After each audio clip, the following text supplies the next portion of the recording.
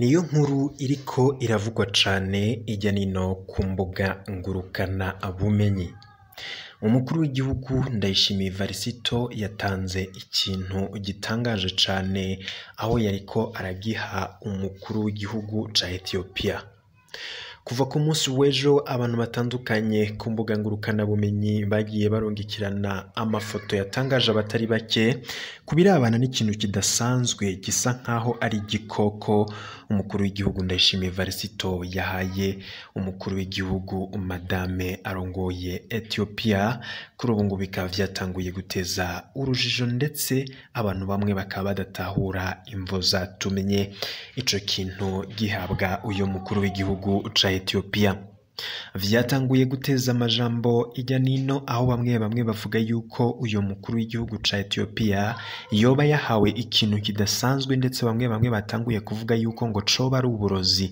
Ayo makuru twatanguye kuyatohoza ku munsi w'ejo ku muhingamo, ariko aho bigeze ngaho biraboneka ko ico kintu gishobora guteza ikibazo abatari bake ndetse n'abantu batandukanye, yaba indongozi, abenegihugu ndetse n'abantu bo mu gihugu ca Ethiopia batanguye kuvuga ku mbuga ngurukana bumenyi yuko batewe amakenga ahambaye n'ico kintu Uburundi bwahaye umukuru w'igihugu ca Ethiopia.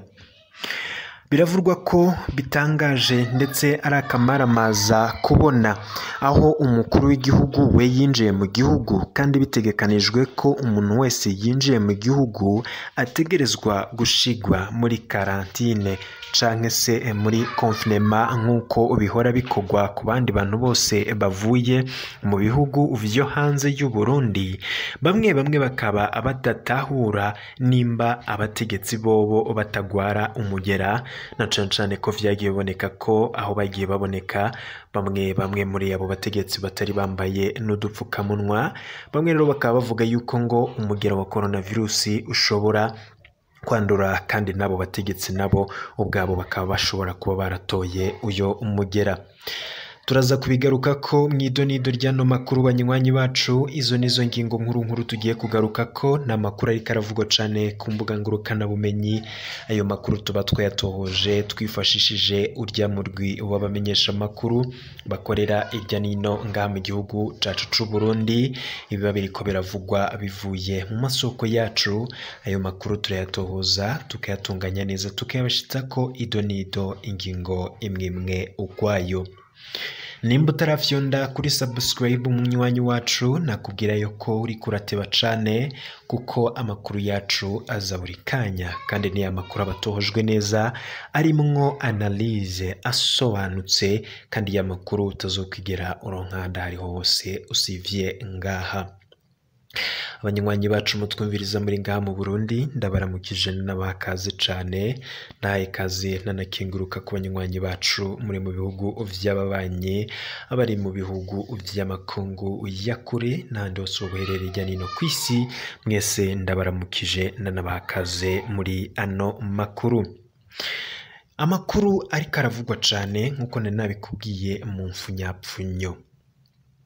Ku munsi w'ejo abatari bake barakurikiye ibikorwa bitandukanye, ndetse gushikana n'uyu munsi umukuru w'igihugu ca Ethiopia yabaye uwa mbere mu kwigendera Ndayishimiye n'igihugu c'u Burundi muri rusangi. Yitwa Saleh Work Zayed. Uyo akaba yashitse ku mugwa mukuru wa politike kuri uno wa kabiri nk'igihe c'isaha 7:30.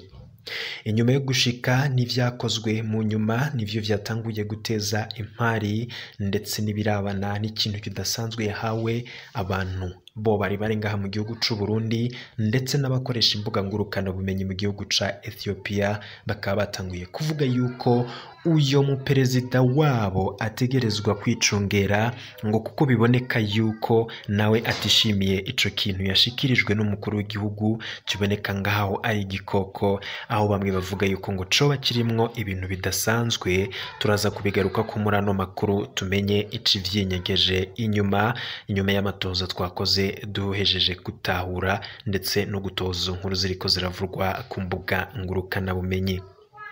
Ndakwibutse ko uyu mukuru w'igihugu ca Ethiopia yakiriwe ku kibuga c'indege Melchior Ndadaye imbere yo kuja kugenderera ibibanza vy'ivyibutso nk'ica Rwagasore yaharaniye ukwikukira ku Burundi.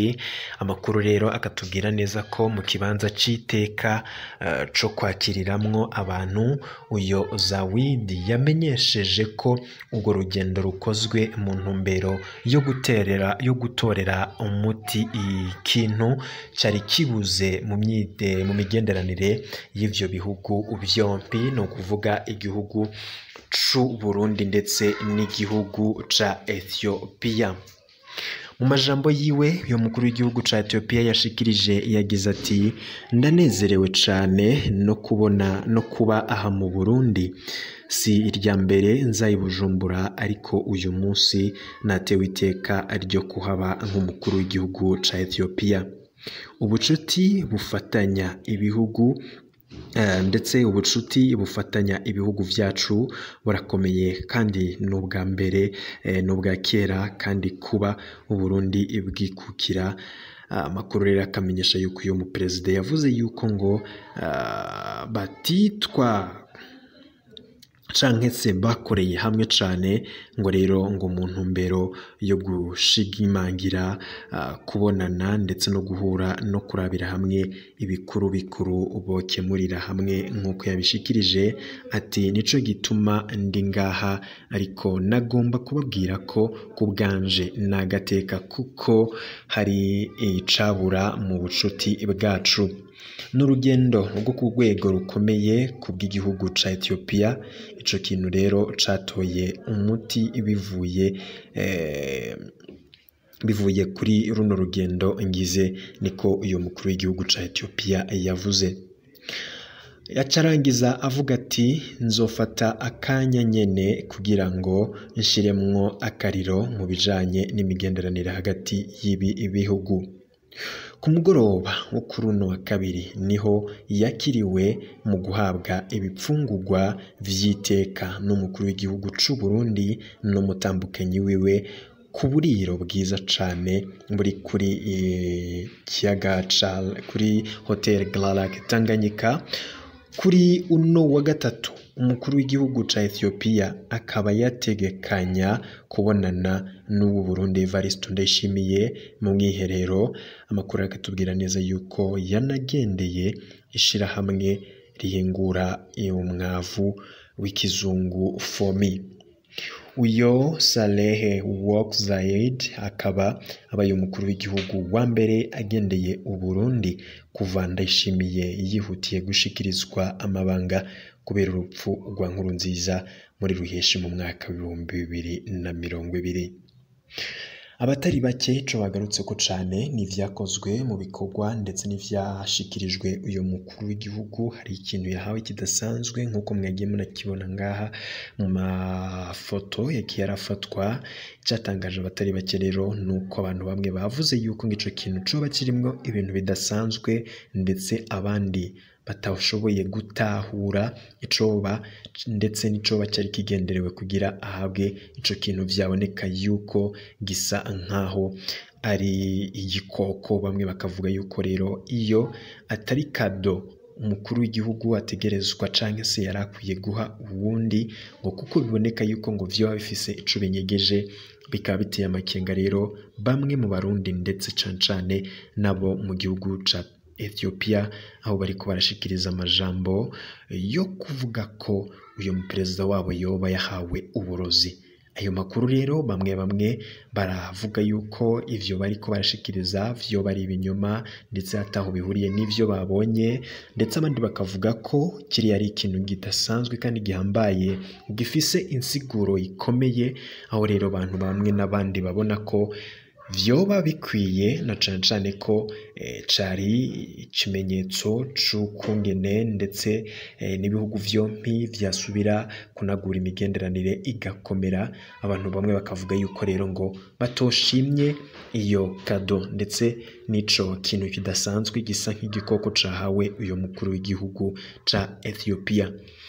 ivyo ni bimwe mu biriko bigenda biravugwa cane ku mbuga ngurukana bumenyi bitandukanye, ariko ikindi cyagarutsweko cane ni ukungene ngo uyo mukuru w'igihugu ca Ethiopia wewe yinjiye mu gihugu nabo bari kumwe, ariko ntibashigwe muri confinement cyangwa se muri karantine nk'uko bikorwa no ku bandi bantu bose binjiye mu gihugu. Bamwe rero bakaba batanashimye inyifato yabo ba perezida cane cane Ndayishimiye Varisito ku kuba byaboneka ko atambaye agapfukamunwa kandi ahuye n'abantu bavuye mu kindi gihugu, aho bivuga yuko ngo yoba muri rusange nawe ashobora gutora umugera, na cane cane ko atabwirinzi buba bwakozwe nk'uko abantu baba ariko barabishikiriza ku mbuga ngurukana bumenyi. N'amakuru hatandukanye abariko aravugwa hirya nino mu gihugu cacu c'u Burundi. Mu makuru ataha turaza kugaruka ku nkuru iriko iravugwa cane kuko ingene Reverien Ndikuriyo yoba yatanguye kwitegurira kurongora Burundi igihe Ndayishimiye Varisito azoba ahejeje ikiringo ciwe. Narangiza ikiringo ciwe rero Reverien Ndikuriyo bikaba vyatanguye kuvugwa yuko ari we azotwara Burundi. Turaza kugaruka ku vyo abatari bake bashikiriza kuri ivyo vya Reverien Ndikuriyo, ndetse nshinyegeje inyuma y'indyane ziriko ziraduka hagati yiwe n'umukuru n'umushikiranganji wa mbere Alain Guillaume Bunyoni, ukutarabana ryiza impari ziriko ziravuka muri abo bategetsi. Ndabakengurukiye cane banywanyi bacu, niba utarafyonda kuri subscribe ndagusavye kugira ufyonde ko mu kanya makuru mwidonido araza kugushikira, ayo mpejeje kukubwira nyene mu mfunyapfunyo. Ibihe vyiza nivyo ndakwifurije.